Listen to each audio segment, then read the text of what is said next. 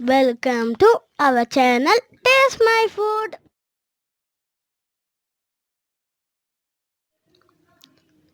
அஸ்ஸலாமு அலைக்கும். Hello friends, எல்லோரும் எப்படி இருக்கீங்க? நல்லா இருக்கீங்களா? இன்றைக்கி நம்ம சேனலில் என்ன ரெசிபி பார்க்க போகிறோன்னா, சூப்பரான ஒரு ஸ்நாக்ஸ் ரெசிபி தான். கோதுமை மாவு வச்சு பண்ண போகிறோம்.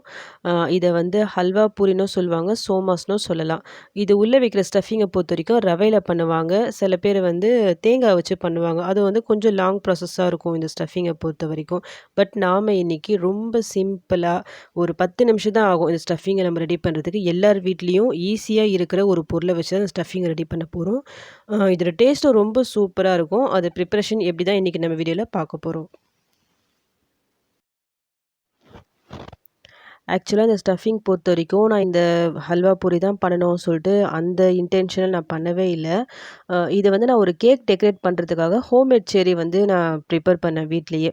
அதில் இருக்கிற ஸ்டஃபிங் தான் இது. அதில் வந்து கொஞ்சம் பேலன்ஸ் ஆகிடுச்சு. அதை வச்சு என்ன பண்ணலாம் சொல்லிட்டு திங்க் பண்ணுற டைமில் இந்த மாதிரி நான் ஸ்டஃபிங் கொடுத்து பார்த்தேன், ஃப்ரை பண்ணி பார்த்தேன். அந்த ரிசல்ட் வந்து ரொம்ப சூப்பராகவே வந்தது. அதில் தான் இன்றைக்கி நான் வீடியோவாக போட்டிருக்கேன். ஓகே. இப்போ நான் இந்த பேனில் வந்து நான் என்னென்ன போட்டிருக்கேன்னா, ஒரு 3 டேபிள் ஸ்பூன் அளவுக்கு அரிசி மாவு, ஒரு 5 டேபிள் ஸ்பூன் அளவுக்கு சுகர் நான் போட்டிருக்கேன்.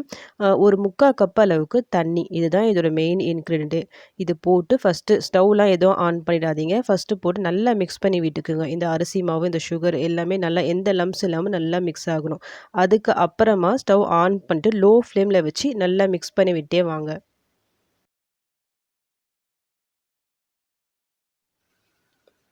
இந்த ஸ்டஃபிங்கை வச்சு தான் நான் ஹோம்மேட் செர்ரியும் ப்ரிப்பேர் பண்ணேன். அந்த வீடியோவை பார்க்காதவங்க ப்ளீஸ் போய் செக் பண்ணி பார்த்துக்குங்க. நம்ம இதில் அரிசி மாவு போட்டிருக்கோம்ல, ஸோ ஒரு 5 நிமிஷத்துக்குள்ளேயே உங்களுக்கு இந்த மாதிரி நல்லா திக்காயிட்டு வரும். தொடர்ந்து மிக்ஸ் பண்ணி விட்டே வாங்க. நான் நல்லா மிக்ஸ் பண்ணி விட்டுட்டு கொஞ்சமாக இதில் ரெட் ஃபுட் கலர் நான் ஆட் பண்ணியிருக்கேன். நான் வந்து ஆக்சுவலாக செர்ரி ப்ரிப்பேர் பண்ணதால் செர்ரி வந்து ரெட் கலராக இருக்கும்ல, ஸோ அதுக்காக ரெட் ஃபுட் கலர் ஆட் பண்ணியிருக்கேன். நீங்கள் அதுக்கு பதிலாக ஆரஞ்சு ஃபுட் கலர் கூட ஆட் பண்ணலாம். இல்லைனா கொஞ்சமாக மஞ்சத்தூள் போட்டுக்குங்க, எல்லோ கலராக உங்களுக்கு மாறிடும். நெக்ஸ்ட்டு நான் இதுக்கு ஃப்ளேவருக்காக ஒரு ஸ்பூன் அளவுக்கு ரோஸ் வாட்டர் சேர்த்துருக்கேன். ரொம்ப சூப்பராக நல்லாயிருக்கும் இந்த ஃப்ளேவர். இது பிடிக்காதவங்க இதுக்கு பதிலாக ஏலக்காய் பவுடர் சேர்த்துக்குங்க. இப்போ ஃபைனலாக நான் ஒரே ஒரு ஸ்பூன் மட்டும் நெய் சேர்க்குறேன். இது எதுக்காக சேர்க்குறேன்னா, செர்ரி வந்து கொஞ்சம் கிளேஸாக ஷைனிங்காக இருக்கும்ல, அதுக்காக தான் நான் ஆட் பண்ணியிருக்கேன். நீங்கள் இந்த ஸ்டஃபிங் ப்ரிப்பேர் பண்ணுறதால இது தேவையில்ல, ஸ்கிப் பண்ணிக்கிங்க. இந்த மாதிரி நல்லா மிக்ஸ் பண்ணி விட்டே வரும்போது, நல்லா பேனில் உங்களுக்கு ஒட்டாமல் இந்த மாதிரி ஒரு ஹல்வா கன்சிஸ்டன்சிக்கு வரும். அப்போ அந்த ஸ்டேஜில் நீங்கள் ஸ்டவ் ஆஃப் பண்ணிவிடுங்க. இது கொஞ்சம் நல்லா ஆறட்டும். ஆறிட்ட பிறகு நம்ம ஸ்டஃபிங்க்கு யூஸ் பண்ணிக்கலாம். அவ்வளோதான். எவ்வளோ சீக்கிரமாக வேலை முடிஞ்சிச்சு பாருங்கள். ஒரு 10 நிமிஷம் கூட ஆகாது உங்களுக்கு ரெடி ஆகிறதுக்கு. ஸ்டஃபிங் கொஞ்சம் நல்லா ஆறட்டும். அது வரைக்கும் நம்ம இங்கே மாவு ரெடி பண்ணிடலாம். இதுக்காக நான் ஒரு பவுலில் ஒரு 1½ கப் அளவுக்கு கோதுமை மாவு எடுத்துருக்கேன். இதுக்கு தேவையான அளவு கொஞ்சமாக சால்ட்டு சேர்த்துக்கலாம். ஒரு 2 ஸ்பூன் அளவுக்கு நெய் சேர்த்துக்கலாம். இதுக்கு பதிலாக நீங்கள் எண்ணெய் கூட சேர்த்துக்கலாம். நெய் சேர்க்கும்போது நல்லா வாசனையாக இருக்கும். இது எல்லாத்தையும் போட்டு ஜஸ்ட்டு மிக்ஸ் பண்ணி விட்டுக்குங்க. இப்போ இது எல்லாம் நல்லா மிக்ஸ் பண்ணிவிட்டு உங்களுக்கு லைட்டாக இந்த மாதிரி பிடிச்சா கொஞ்சம் பிடிக்கிற மாதிரி வரும், விட்டால் உடஞ்சி போயிடும். இப்படி இருந்தால் நம்ம போட்டிருக்க அந்த நெய்யோட குவான்டிட்டி வந்து கரெக்டாக இருக்கும்.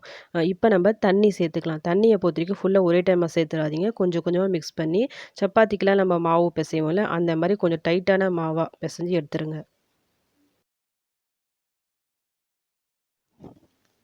கொஞ்சமாக தண்ணி போட்டு நல்லா சாஃப்டாக மாவு பிசைஞ்சு எடுத்துருங்க. அவ்வளோதான். இப்போ நம்மளுக்கு மாவு ரெடி ஆயிடுச்சு. இது இந்த அளவுக்கு ஊற வைக்கணும்னு அவசியம் இல்லை. நம்ம உடனே நம்ம ரெடி பண்ணிடலாம்.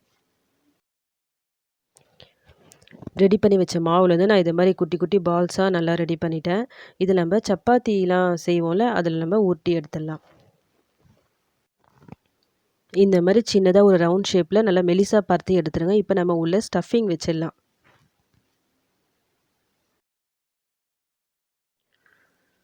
ஸ்டஃபிங் இந்த மாதிரி நல்லா சென்டரில் வச்சுட்டு 2 பக்கமாக இந்த மாதிரி ஃபோல்ட் பண்ணி விட்டுருங்க.